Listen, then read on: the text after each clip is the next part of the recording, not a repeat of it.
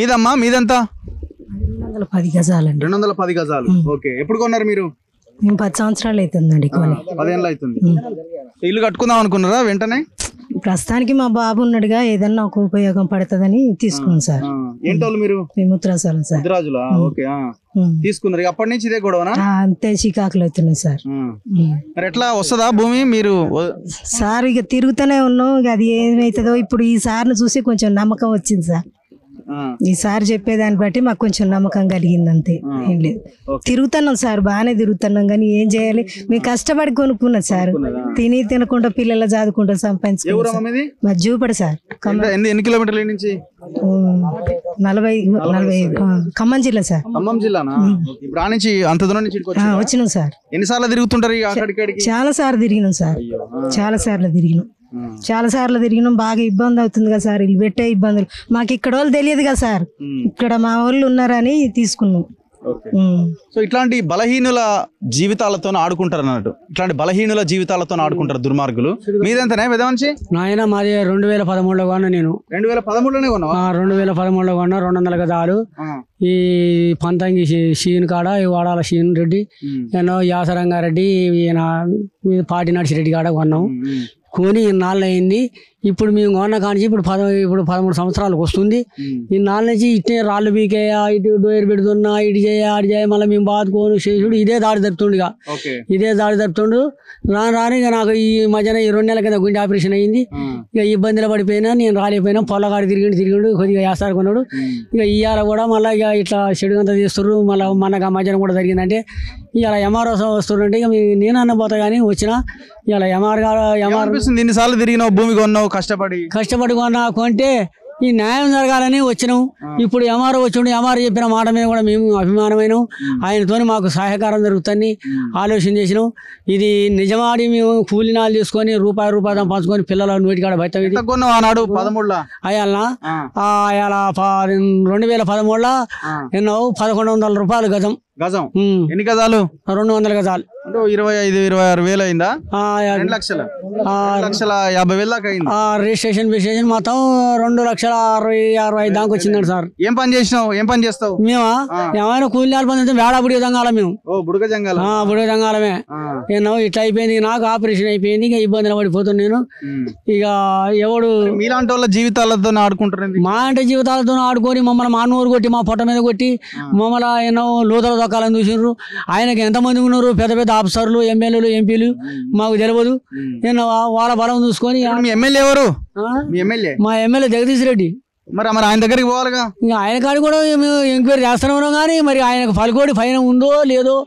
ఇక్కడ సూర్యాపేట వరకు ఆయన ఇప్పుడు ఆయన ఎమ్మెల్యే అంటే ఆయన దగ్గరికి పోయి మీరు అడుగుతాను. ఇప్పుడు ఆయన ఇప్పుడు ప్రతిపక్షంలో ఉన్నాడు కదా, మీ గురించి కొట్లాడాలి కదా. ఇక మేము కూడా ఇటు తిరుగుతున్నాము, అటు ఇటు తిరుగుతున్నాము. ఇంతవరకు వచ్చింది. ఇప్పుడు కలెక్టర్ ఆఫీస్కి పోవాలంటే అక్కడ పోయినాం, ఇక్కడ పోయినాం. ఇలా కూడా ఎంఆర్ఓ వచ్చిండు. ఈ రకంగా అందరు కలిసే ఉన్నారు, అన్ని పార్టీల వాళ్ళు ఉన్నారు. ఆయన ఏం లేదు.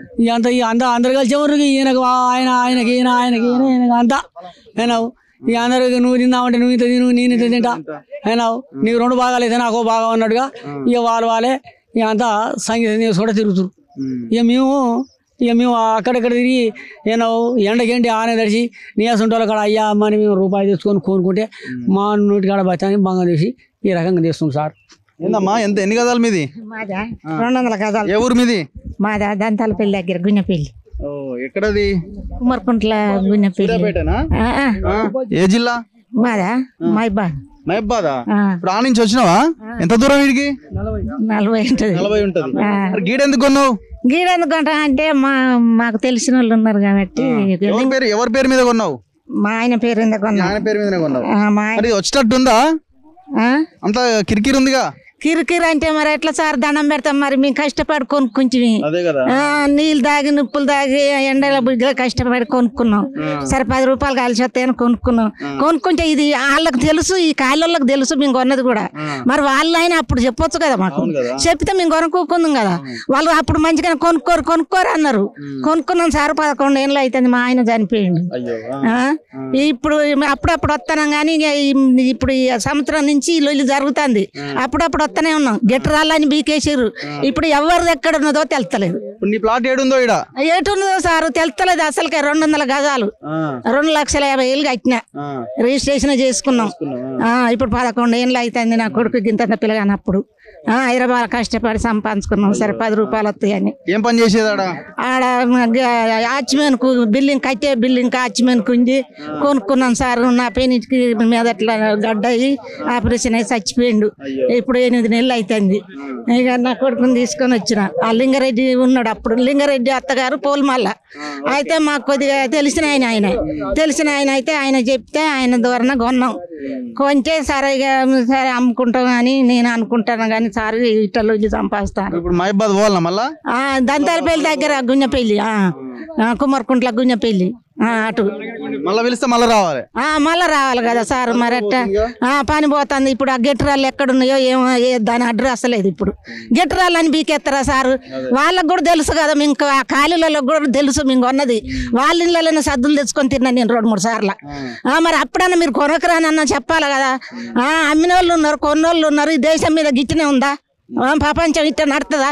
ఎకరాల లక్షలు పెట్టుకున్నారు సారు. ఇట ఉందా ఏనన్నా? పెద్దోళ్ళు అయినా ఇట్లా చేసుడు న్యాయమేనా ఇది? వాళ్ళ పద్ధతేనా ఇది? వాళ్ళు కొనలేదా భూములు? వాళ్ళ ఇండ్లు కొనుక్కొని బిల్డింగ్లు కట్టుకోలేదా? మేమే కొనుక్కున్నా. 200కు 100 గజాలకే ఇంత పంచాయతీ చేసి ఇంత లొల్లి చేస్తారు. మేము కష్టపడి కొనుక్కున్నాం. బీజాలం మేము కూలి చేసి కొనుక్కున్నాం సారు. ఇట్లా చేసుడు వాళ్ళకి న్యాయమేనా? ఏమన్నా పద్ధతి అయిన వాళ్ళేనా లీడర్లు కూడా? లీడర్లు అన్నా పద్ధతి అయిన వాళ్ళేనా? లీడర్లు పైరోగ చేసుడు. ఇప్పుడు చంద్రనాయకుడు మాకు ఎమ్మెల్యే రామచంద్ర నాయకుడు ఆయన ఎమ్మెల్యే. మరి ఆయనకు కూడా తెలుస్తుంది కదా. మరి అట్లా చేసుడు పద్ధతేనా? సో ఇట్లా ఈ పేద ప్రజలని నిండా ముంచేసి ఈ లేఅవుట్ ని మొత్తం ఎత్తేసి మళ్ళీ ఇందులో కబ్జాలకు వస్తున్నారు. ఇది చాలా ప్రైమ్ ల్యాండ్. ఎకరం 1 కోటి నుంచి 2 కోట్ల ధర వలికే ల్యాండ్ కాబట్టి ఇప్పుడు దాదాపు ఇది 30 నుంచి 40 కోట్ల వాల్యూ వేస్తుంది మొత్తం. దీన్ని లేపేయాలన్నది బిగ్ స్కెచ్ చేసిరు. వీళ్ళంతా పేద ప్రజలు. ఖచ్చితంగా వీళ్ళకి దక్కాల్సిన భూమి ఎంఆర్ఓ ఖచ్చితంగా ఇనిషియేటివ్ తీసుకోవాలి. అదే వైఖరితో ఆయన ఉండి ఈ బాధితులకి న్యాయం జరిగే వరకు ఆయన పోరాడతారని మేము ఆశిస్తున్నాం. ఇప్పటివరకు అయితే ఆయన యొక్క కన్వర్జేషన్ అంతా చూసిన తర్వాత, ఎందుకంటే అందులో చాలా ఎవిడెన్స్లు కనబడుతున్నాయి. దొంగతనంగా మొత్తం డాక్యుమెంట్స్ అని ట్యాంపరింగ్ చేసి దాంట్లోకి ఎక్కారని, పహానీలోకి ఎక్కిరని, మొత్తం ఎంఆర్ఓ సంతకాలు కూడా ఫోర్జరీ చేసిరని చాలా అంశాలు అక్కడ కనబడుతున్నాయి. చూద్దాం, దీన్ని ఫాలోఅప్ చేద్దాం. ఖచ్చితంగా వీళ్ళకి న్యాయం జరిగేంత వరకు మన ఫైట్ కొనసాగిద్దాం. వీళ్ళకి అండగా నిలబడే ప్రయత్నం చేద్దాం.